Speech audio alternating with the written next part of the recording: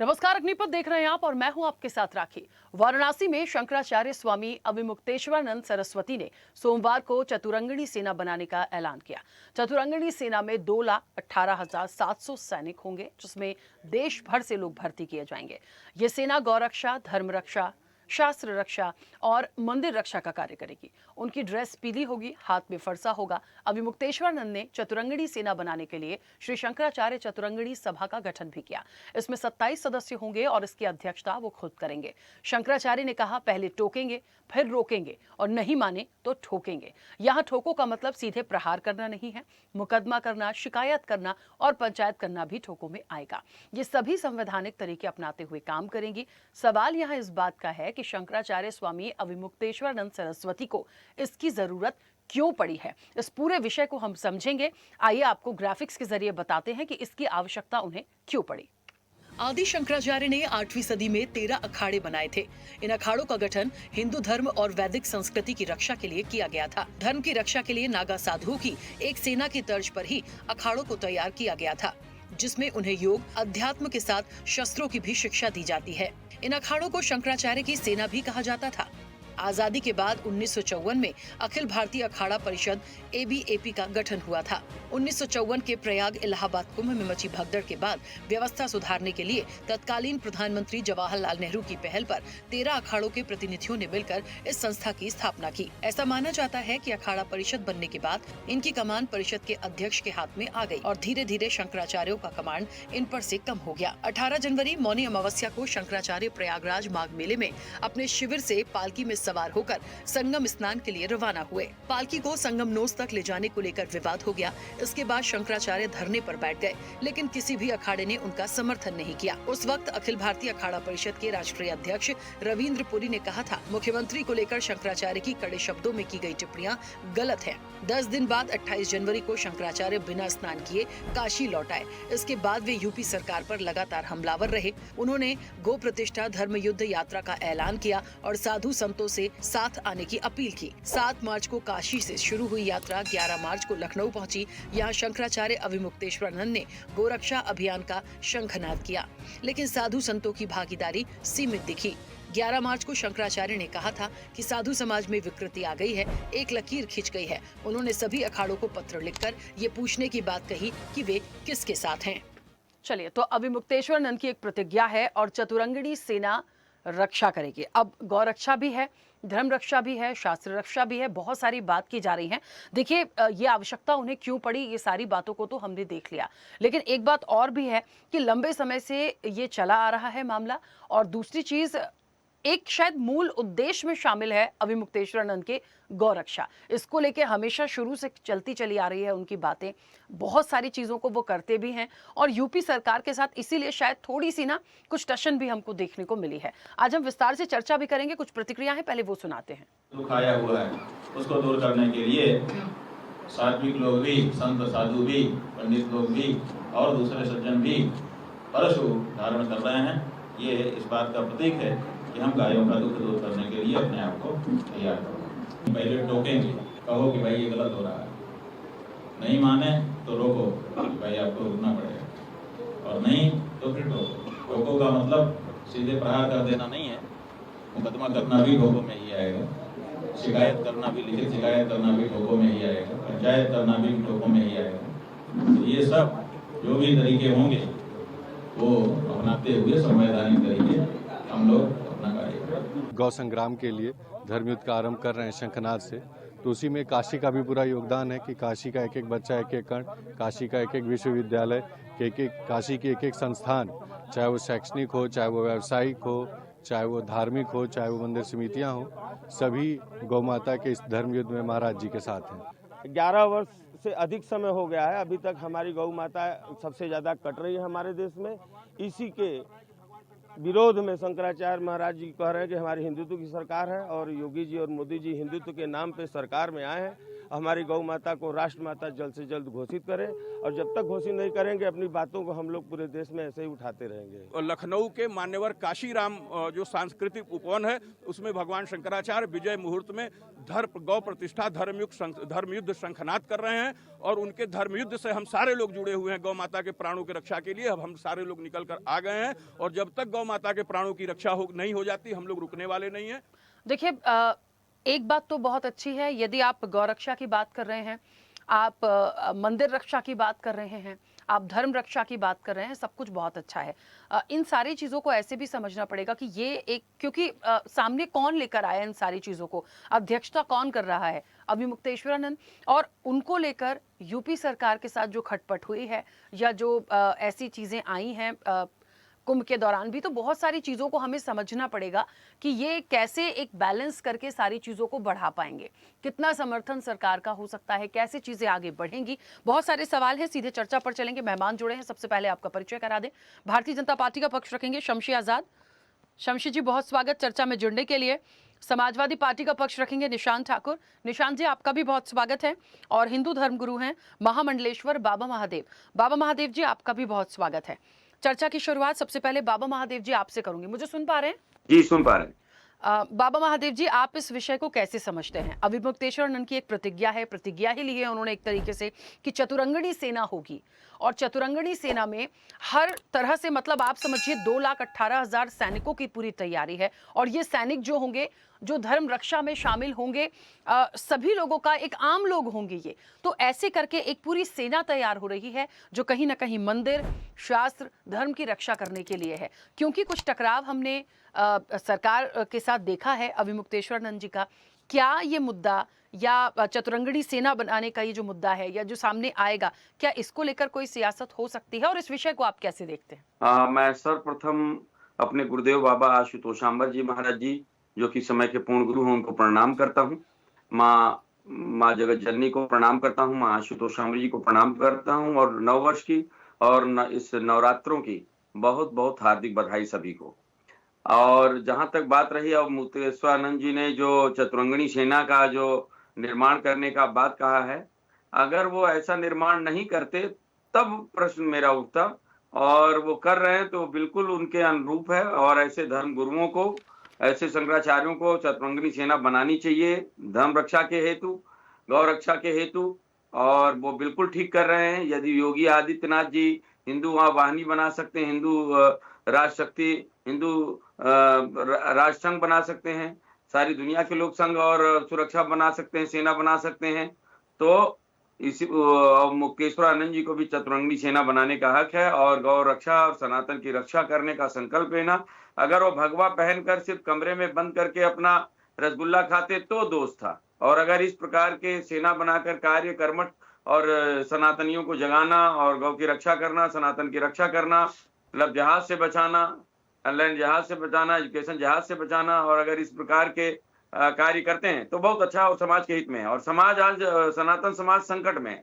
सनातन समाज जो है बेटियों का बिल्कुल इज्जत नहीं बचा पा रहा, मतलब जहाज बढ़ रहा है, गौ माता की रक्षा नहीं हो पा रही है, एजुकेशन में समस्याएं हैं, जातिवाद बढ़ रहा है, भेदभाव बढ़ रहा है, विषमता हो रही है। इन सब चीज को समाप्त करने के लिए, एकता के सूत्र में हिंदुत्व को पिरोने के लिए चतुरंगणी सेना की बहुत बड़ी आवश्यकता है। जी ठीक है। बाबा महादेव जी, एक बात और है, सेना तो होगी, और आपने भी कहा सनातन के लिए, धर्म के लिए, गौरक्षा के लिए यदि कोई आगे आता है, कोई एक सेना तैयार होती है तो बहुत वेलकम है। यहाँ एक मैसेज और भी दिया, लेकिन उनकी चतुरंगणी जो सेना होगी पहले रोकेगी, फिर टोकेगी और फिर ठोकेगी भी, तो ये भी एक बड़ा एक मैसेज है कि फिर कोई छोड़ा भी नहीं जाएगा। हाँ, देखिए, अगर सेना बनाया जाए, और सेना का मतलब है, सेना का मतलब है कि वो योद्धा, और युद्ध तो दुष्टों को रोका जाएगा, टोका जाएगा, और उसके पश्चात नहीं मानेंगे तो ठोका भी जाएगा। राम जी ने सेना बनाई, राम जी ने जब सेना बनाई तो हनुमान जी गए, रोके रावण को, टोके रावण को, नहीं हुआ तो ठोके रावण को। भगवान श्री कृष्ण ने महाभारत का नेतृत्व किया, रोका टोका, और उसके पश्चात नहीं माने तो दुर्योधन के पूरे परिवार को 99 भाइयों समेत उसको ठोका, और वहां अगर उसके बीच में आए भीष्मितामह तो उनको भी ठोका, द्रोणाचार्य तो उनको भी ठोका, और चाहे अगर कृपाचार्य शकुनी आए तो सबको, जो उसके साथ आए तो उनको ठोका। तो गलत नहीं है। अगर कोई पदवी कोई राक्षस और राक्षसी कृत्य करेगा, गौ माता की हत्या करेगा, उनका मांस बेचेगा, तो ऐसे व्यक्ति को भी ठोका जाएगा। ठीक सीधी है, सी बात। चलिए वापस आएंगे। शमशी आजाद जी मुझे सुन पा रहे हैं? शमशी आजाद जी, मेरी आवाज पहुंच रही है? शमशी आजाद आवाज जी, आ रही? हाँ अभी आपकी आवाज आ रही है। अविमुक्तेश्वरानंद की चतुरंगिणी सेना के विषय पर आपका क्या मत है? बहुत सारी बातें हैं, बहुत सारी सेना तैयार कर रहे हैं, आगे बढ़ने की बात है, शुरू से ही गौरक्षा की बात करते आए हैं, और इस तरह के मुद्दों पे आगे बढ़ना, इस तरह की चीज़ों को आगे लाना, और इसके लिए एक मैसेज भी देना, रोकेंगे टोकेंगे, यदि कोई गलत करता है तो ठोकेंगे भी।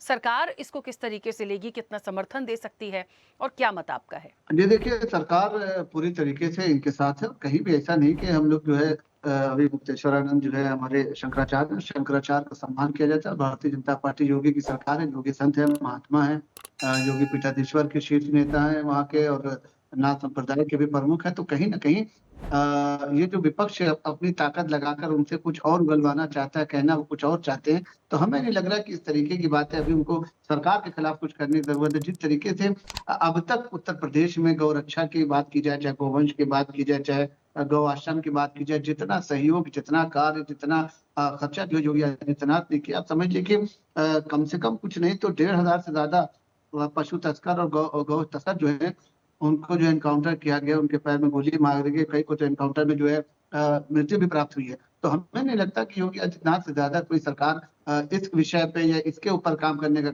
सोचती भी होगी।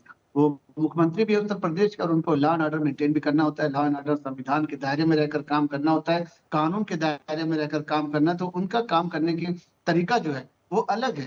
साधु संत है, उनका वो सम्मान भी करते हैं, और समय समय पर आपने देखा होगा, चाहे जगत गुरु हमारे रामभद्राचार्य, चाहे और भी शंकराचार्य हैं, उनका भी वो स्वागत करते हैं, उनका भी सत्कार करते हैं। जिस तरीके से अभी आपने देखा होगा, जब भी कभी पूजा होती है, जब भी कोई शुभ मुहूर्त होता है, तो वो गोरखपुर स्पेशल जाते हैं और अपने आश्रम में जाकर वहां पर गायों को चारा खिलाते हैं। अभी प्रधानमंत्री जी ने भी गायों को चारा खिलाया, वो भी आपने देखा होगा। तो हमें नहीं लगता कि गौ रक्षा के मामले में योगी आदित्यनाथ से भी गंभीर कोई व्यक्ति उत्तर प्रदेश में हो सकता है। लेकिन शंकराचार्य ने जिस तरीके से गौ माता को राष्ट्र माता कहने की बात कही, तो हम लोग भी उनके साथ हैं। हम भी ये चाहते हैं कि गौ माता को जो है राष्ट्र माता कहा जाए, जिससे कहीं ना कहीं उनको संरक्षित करने का, उनको बचाने का एक कानून बने। और जो भी इनके खिलाफ जाता है, हमारे यहाँ देखिए, मैं मुसलमान, हमारे इस्लाम में बिल्कुल साफ कहा गया है कि गाय का दूध जो है अमृत है, और गाय का मांस जो है वो जहर के समान है। तो हम लोग कभी हम लोगों ने इसका सेवन नहीं किया, और हम लोग हमेशा जो है गौ रक्षक के दल में हमेशा जुटे और उनको हमेशा बचाने का काम किया है। हम नहीं चाहते कि उत्तर प्रदेश में कहीं से भी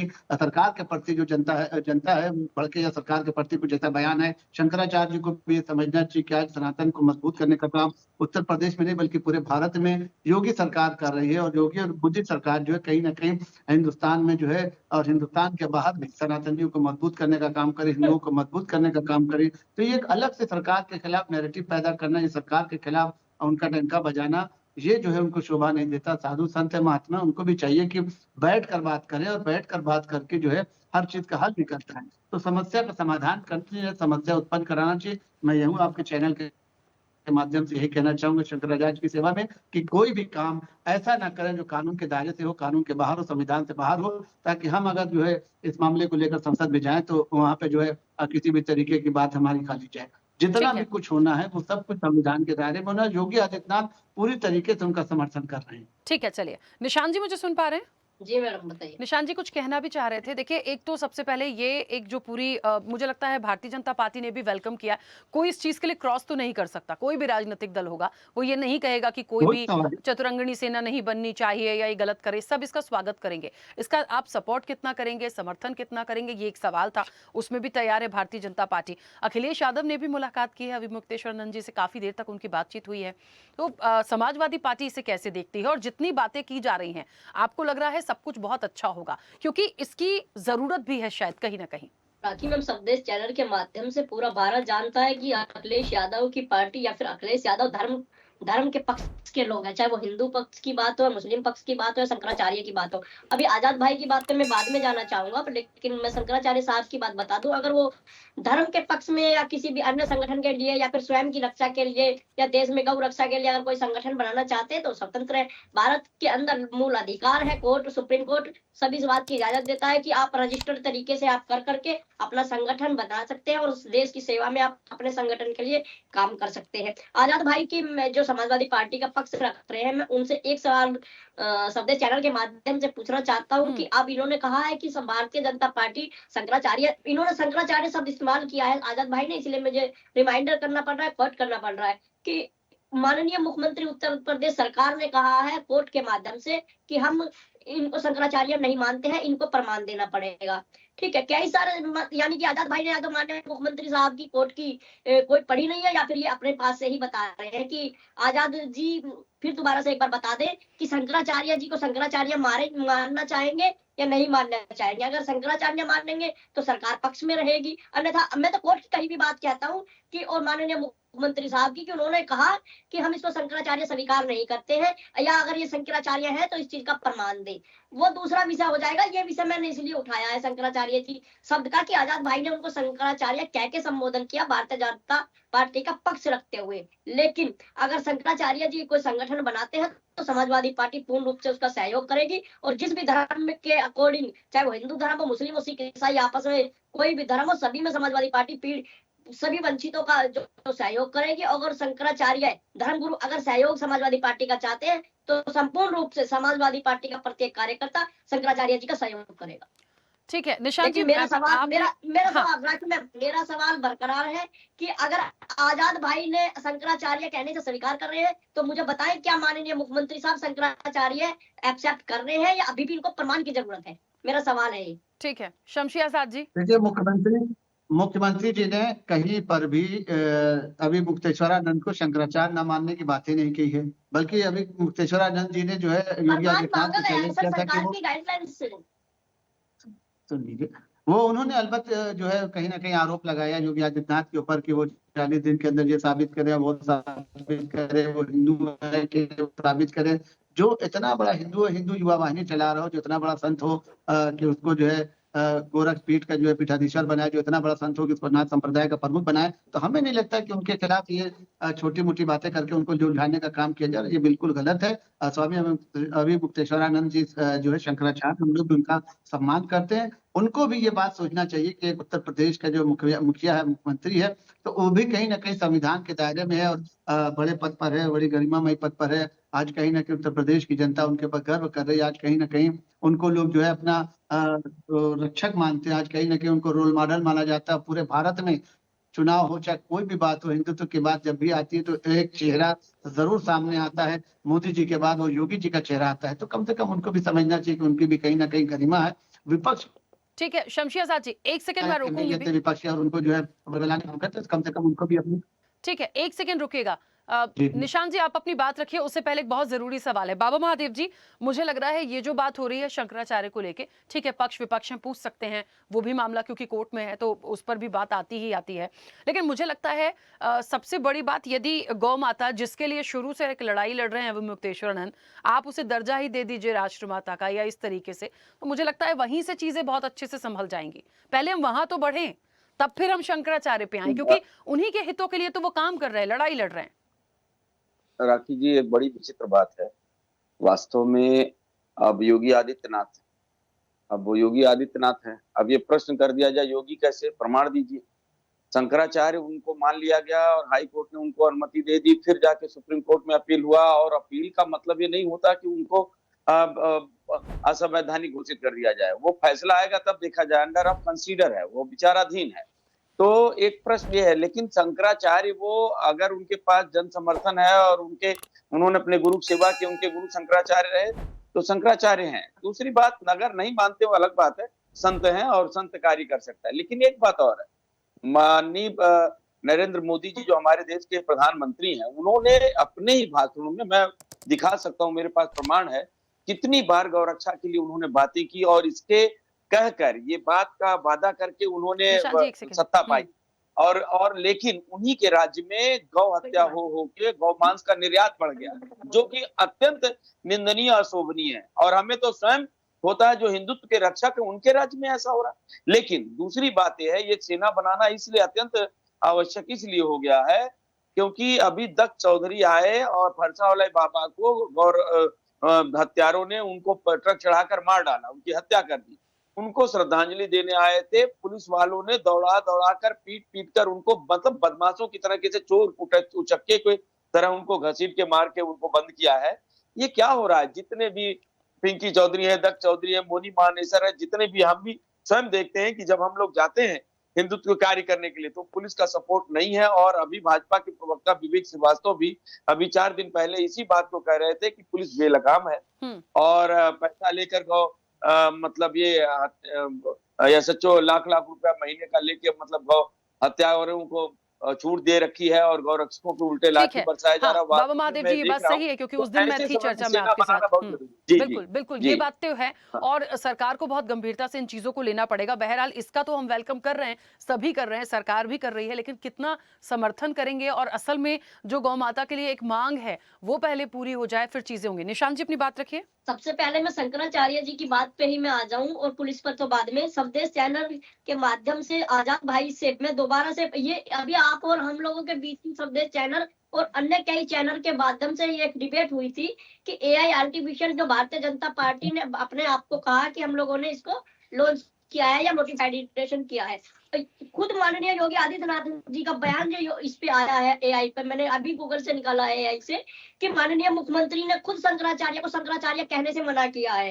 ठीक है, तो मैं तो सिर्फ मेरा मैम सवाल एक ही सवाल है, इससे ज्यादा कोई मेरा सवाल नहीं है आजाद भाई से, कि क्या माननीय मुख्यमंत्री इस बात को एक्सेप्ट करते हैं कि ये शंकराचार्य है या नहीं है? अब इनको प्रमाण की जरूरत है या नहीं, वो विषय दूसरा हो जाता है कि वो एक अपने लिए संगठन बना रहे हैं, वो धर्मगुरु है, वो दूसरा विषय है। लेकिन आजाद भाई ने शंकराचार्य क्या के संबोधन किया भारतीय जनता पार्टी का पक्ष रखते हुए, इसलिए मेरा ये सवाल खड़ा हो जाता है कि क्या ये शंकराचार्य एक्सेप्ट कर रहे हैं क्या नहीं। बस इससे ज्यादा मेरा कोई सवाल नहीं है। और बात अगर उत्तर प्रदेश की पुलिस की करेंगे, अगर उत्तर प्रदेश पुलिस की बात, जैसे हमारा भी सवाल आपसे कि क्या अभी गुप्तेश्वरानंद के अलावा उत्तर प्रदेश में और भी जो शंकराचार्य उनका भी समर्थन अखिलेश यादव करते हैं, जो 3 और शंकराचार्य जगत गुरु रामभद्राचार्य का भी सम्मान अखिलेश यादव जी करते हैं, जो पीड़ित दलित और अखिलेश यादव हमेशा जो है मुद्दे पर राजनीति करने का काम करते हैं। ये हमेशा लाशों पर राजनीति करने का काम करते हैं। ये घटना दुर्घटना का इंतजार करते हैं, जब कहीं ऐसी कोई घटना दुर्घटना हो जाती है तो उसमें जो है कहीं ना कहीं राजनीतिक रोटियां सेकने का काम करते हैं। उत्तर प्रदेश में आज समाजवादी पार्टी जिस तरीके से लगातार निरंतर गिरती चली जा रही है, वो प्रदेश की जनता देख रही है किस तरीके से समाजवादी पार्टी का पतन होता जा रहा है।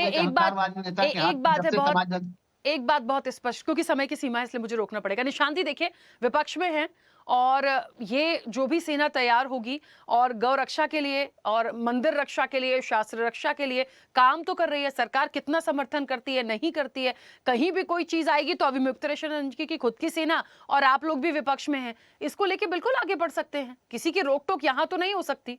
और फिर उन्होंने टैगलाइन खुद ही दे रखी है, पहले रोकेंगे फिर टोकेंगे उसके बाद ठोक देंगे, तो कुछ बचता नहीं है ना सर। ये तो एक मजबूती के साथ खुद ही है, तो देखना पड़ेगा कितना इम्प्लीमेंटेशन होता है, कब सेना आती है और कितने लोग इसमें जुड़ते हैं, किस तरीके से काम होता है। हमें इंतजार करना चाहिए। क्योंकि गौरक्षा की बात हुई थी तो मुझे लगा शंकराचार्य जी की उपाधि से ज्यादा जरूरत थी कि गौ माता के लिए जो रक्षा की बात हो रही है उनको तो हम पहले वहां आंक ले, जिनकी लड़ाई वो कब से लड़ रहे हैं, वो शायद बहुत महत्वपूर्ण पहलू होगा। क्योंकि समय हो गया है। आप सभी का बहुत शुक्रिया इस चर्चा में जुड़ने के लिए। देखिए, यूपी की सियासत में ये मुद्दा गरमाएगा या नहीं एक बड़ा सवाल है, क्योंकि पक्ष विपक्ष की लड़ाई है। फिलहाल यहाँ सभी समर्थन कर रहे हैं चतुरंगनी सेना का, लेकिन असल में आने वाला जो सिनेरियो होगा वो कैसा होगा ये तो तभी पता चलेगा। चर्चा में इतना ही। बने रहिए स्वदेश न्यूज के साथ। सबसे पहले देश। ऐसे ही वीडियोस के लिए लाइक करें, शेयर करें, फॉलो करें। YouTube पर जाकर सब्सक्राइब कर बेल आइकन दबाना ना भूलें और ताजा अपडेट्स के लिए swedeshlive.com पर जरूर जाएं।